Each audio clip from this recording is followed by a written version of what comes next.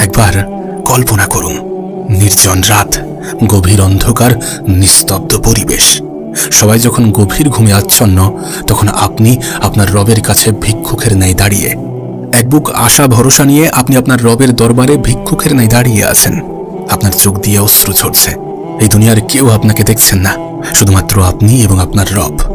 এ এক অন্যরকম ভালোবাসা, এক গভীর ভালোবাসা, যে ভালোবাসা মালিকের সাথে গোলামের।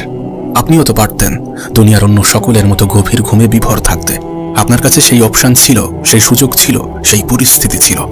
কিন্তু না, রবের প্রতি এক গভীর ভালোবাসা এবং কৃতজ্ঞ আপনাকে আরামের বিছানা ত্যাগ করতে বাধ্য করেছে।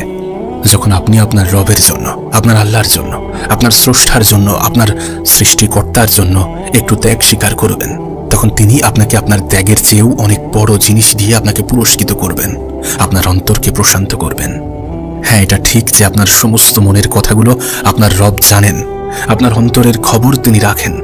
কিন্তু আপনার রব এটাও চান যে আপনি যাতে আপনার মনের সমস্ত ইচ্ছা, আকুতি, আকাঙ্ক্ষা সবকিছু আপনার রবের কাছে শেয়ার করেন। আর আপনি এই সব কিছুকে ছেড়ে যখন রবের কাছে কিছু চাইবেন, যখনই পৃথিবীর মানুষের কাছে আশা, আস্থা, বিশ্বাস না রেখে আপনার রবের কাছে রাখেন, আপনার রবের উপরে রাখেন, তখন তিনি খুশি হয়ে যান। আর যখন আমাদের রব খুশি হয়ে যান, তখন তিনি উত্তম পুরস্কারে পুরস্কৃত করেন। একবার ভেবে দেখুন আপনি আপনার মনের সমস্ত ইচ্ছা, আকুতিগুলো আপনার রবকে খুলে বলছেন।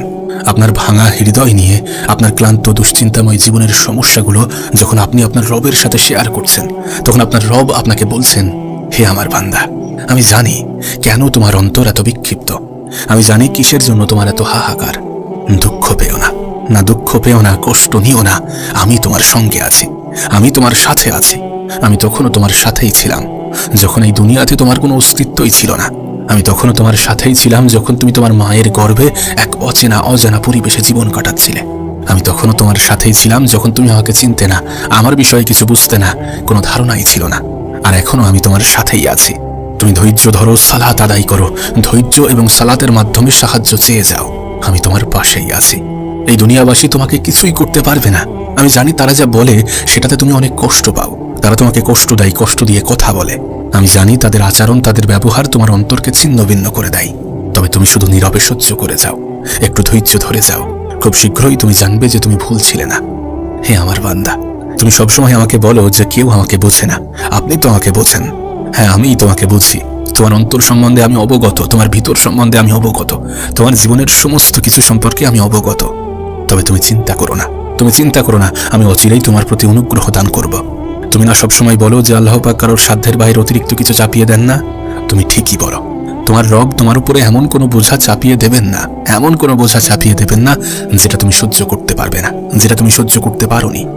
তুমি যে সবসময় ডেকে বলো, হে আল্লাহ, আপনি আপনার প্রতিশ্রুতি পূর্ণ করুন, আমাকে কষ্টের পরেই স্বস্তি দিন। তুমি চিন্তা করো না, আমি আমার প্রতিশ্রুতি খুব দ্রুতই পূর্ণ করব। তুমি শুধু সবর করে যাও, বিশ্বাস রাখো এবং তাওয়াক্কুল করে যাও। আমি তোমার রব, আমি তোমার পাশে আছি এবং থাকব। তুমি তো ভাবো যে আমার রব সেরূপ নন যে কেউ তার কাছে কিছু চাইবে এবং তিনি তাকে ফিরিয়ে দেবেন। আমার রব সেরূপ নন। তুমি তো এমনটা বলো, তুমি তো এমনটা ভাবো। তাহলে কেন এমনটা ভাবছো যে আমি তোমাকে ফিরিয়ে দেব? আমি তো তোমার রব, তোমার কোনো দোয়াই আমি ফিরিয়ে দেব না। শুধু তুমি একটু সবর করো, একটু ধৈর্য ধরো। তোমার রব তোমার পাশেই আছেন। কেন এটা বোঝো না? এটা এমন একটা পরীক্ষা যেটা আমি তোমার জন্যই নির্ধারণ করেছি, যাতে তুমি আমার প্রিয় বান্দাদের অন্তর্ভুক্ত হতে পারো। তুমি চিন্তা করো না, আমি তোমার পরীক্ষাকে সহজ করে দেব। আমি নিজেই তোমার এই পরীক্ষাকে সহজ করে দেব। তুমি শুধু আমার উপরে বিশ্বাস রাখো। তোমার ব্যথাযুক্ত হৃদয়ের কোনো কিছুই আমার কাছে লুকায়িত নয়। তোমার অশ্রুর একটা বিন্দু আমার কাছে লুকায়িত নয়। আমি তোমার প্রতি আমার অনুগ্রহ অবশ্যই নাজিল করব, আর তুমি সন্তুষ্ট হয়ে যাবে। তুমি কি দেখো না কিভাবে আমি মানুষের অন্তরে তোমার জন্য ভালোবাসা তৈরি করে দিয়েছি? তাদের ভালোবাসাকে গভীরভাবে লক্ষ্য করো, তুমি আমার ভালোবাসাটা খুঁজে পাবে। এই দুনিয়াবাসী যত না তোমাকে ভালোবাসে, তোমার রব তোমাকে তার চেয়ে অনেক অনেক গুণ বেশি ভালোবাসে। আমি তোমাকে ত্যাগ করিনি, আর না তোমার উপরে রাগান্বিত। আমি তোমাকে তৈরি করেছি যাতে তুমি আমার সব থেকে প্রিয় বান্দা হতে পারো। তুমি কি আমার কাছ থেকে এটুকু জিনিস চাও না? হে আমার বান্দা, দুঃখ করো না, কষ্ট নিও না। আমি তোমার থেকেও তোমাকে বেশি ভালোবাসি। ভয় পেও না, আমি তোমার রব তোমার সাথে আছি। তোমাকে এমনভাবে সাহায্য পাঠাবো যেটা তুমি কখনো কল্পনাও করতে পারবে না। তোমার জন্য তোমার পরীক্ষাগুলোকে আমি নিজেই সহজ করে দেব, আর আমি নিজেই তোমাকে পুরস্কৃত করব।